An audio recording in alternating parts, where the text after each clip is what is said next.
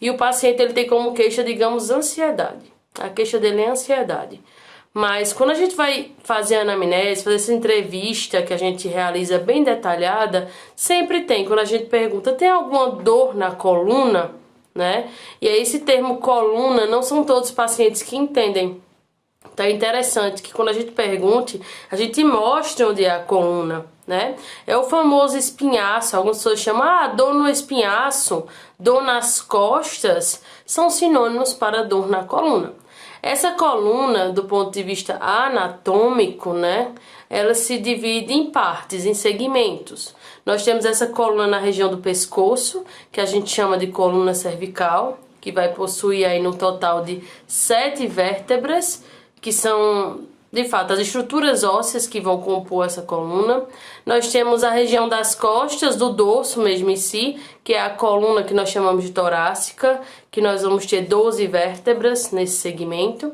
Nós temos a região mais inferior da coluna, que alguns pessoas chamam de lumbago, né? Alguns mapas até tem, uns mapas antigos de aurículo, o nome lá, lumbago, que na verdade é a região da coluna lombar, que é composta por 5 vértebras lombares, e temos a região final, onde tem essa região do glúteo, onde tem uma prega, né? Essa divisão entre a nádega direita e a nádega esquerda, né?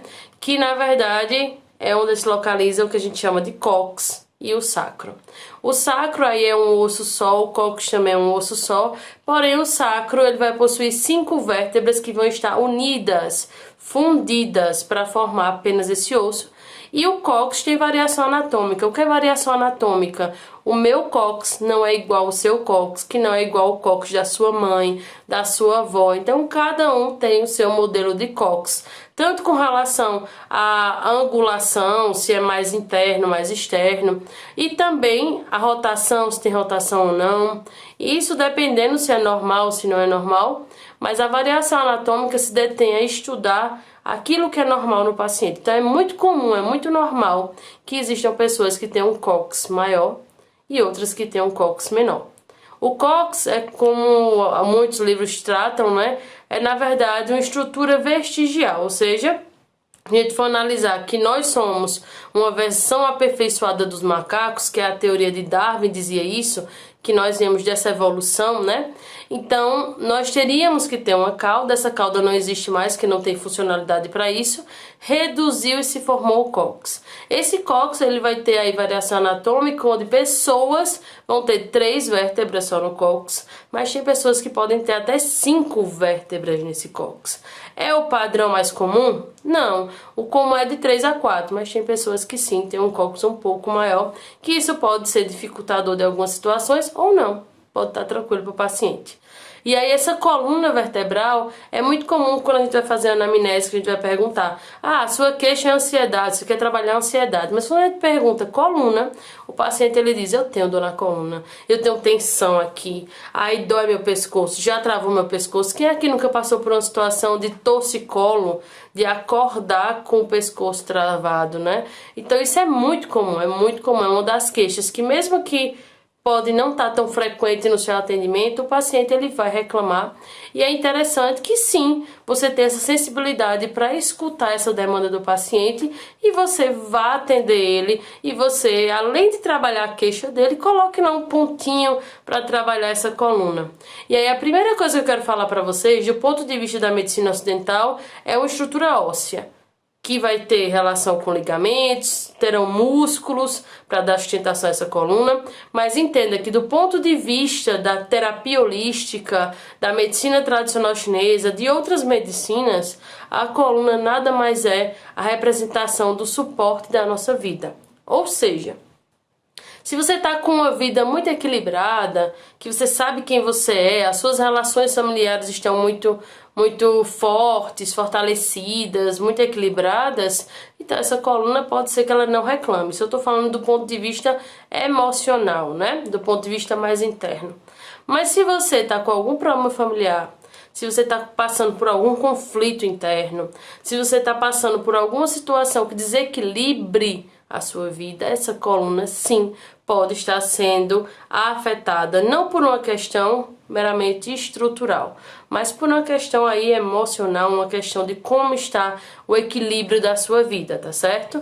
Do ponto de vista estrutural, sim, nós podemos ter aí afecções que vão atingir essa coluna, seja artrite, seja artrose, ou seja, eu posso ter o desgaste dessa coluna, eu posso ter essas vértebras que não devem se tocar, o osso ele não deve tocar com outro osso nessa questão da coluna, porque eu tenho um disco no meio aí que vai dar tipo um suporte, não vai dar tipo um suporte, mas ele vai ficar entre as vértebras e ele vai absorver o impacto do seu peso corporal que é sustentado por essa coluna. Esse disco impede que as vértebras se toquem uma na outra, mas nesse caso existem muitos pacientes que o disco desgasta, diminui, né, a altura dele e acaba que os ossos se tocam, formando os famosos bicos de papagaio, que a gente conhece como osteófitos, tá? Então observe que a coluna, ela sim pode ser afetada de forma estrutural, como ela pode sofrer influência do emocional, como também pode ter relação com vísceras. Às vezes você tem uma dor na coluna, mas não é porque a coluna tá com problema, mas é porque eu posso ter algum problema nos meus rins. Pessoas que têm cálculo renal, elas podem ter dor na coluna. Aquela dor que vem da região das últimas costelas e vai em direção ao ventre inferiormente. Então essa dor ela pode se apresentar. Ah, mas como é que eu diferencio uma dor por conta de uma víscera, de um órgão, e como é que eu diferencio uma dor por uma questão estrutural? Aí tem que ser analisado, existe toda uma anamnese. Mas observe como é que está a sua urina. Você está tomando muita água? Quando vai ao banheiro, como é que está a cor dessa urina? Como está o volume dessa urina? Se eu estou tomando muita água e eu estou urinando pouco, ó, tem algum problema aí.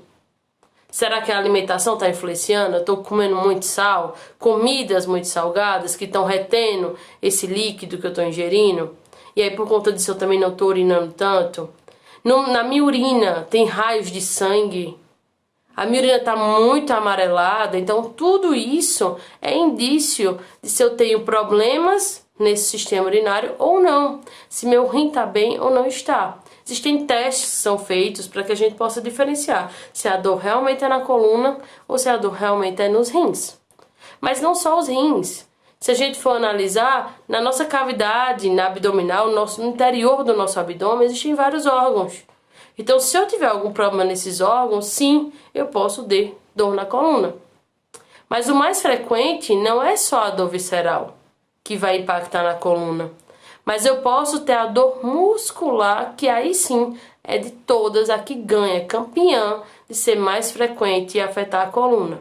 Então, na grande maioria das vezes, os nossos pacientes têm dor na coluna por um desequilíbrio muscular. O músculo está sobrecarregado, o músculo está tenso, tem ponto de gatilho, tem ponto de tensão, que são aqueles pontos que a gente toca, aí tem como se fosse um nódulo naquele local, tem como se fosse um carocinho literalmente naquele local. Então é muito comum que o paciente ele tenha problemas musculares e aí afeta indiretamente a nossa coluna, isso é super comum. Como também pode ser comum que o problema realmente seja na própria estrutura da coluna. Então pode ser um problema na vértebra, pode ser um problema inclusive no posicionamento dessa coluna. A coluna tem que ser retinha, mas tem pessoas que têm desvios laterais da coluna. Esse desvio lateral é o que a gente chama de escoliose.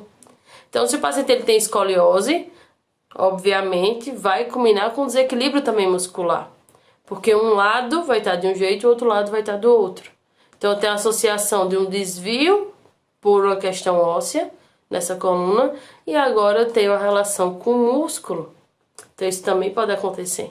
Mas de longe, o campeão de dores na coluna, de causar essas dores na coluna, é o desequilíbrio muscular.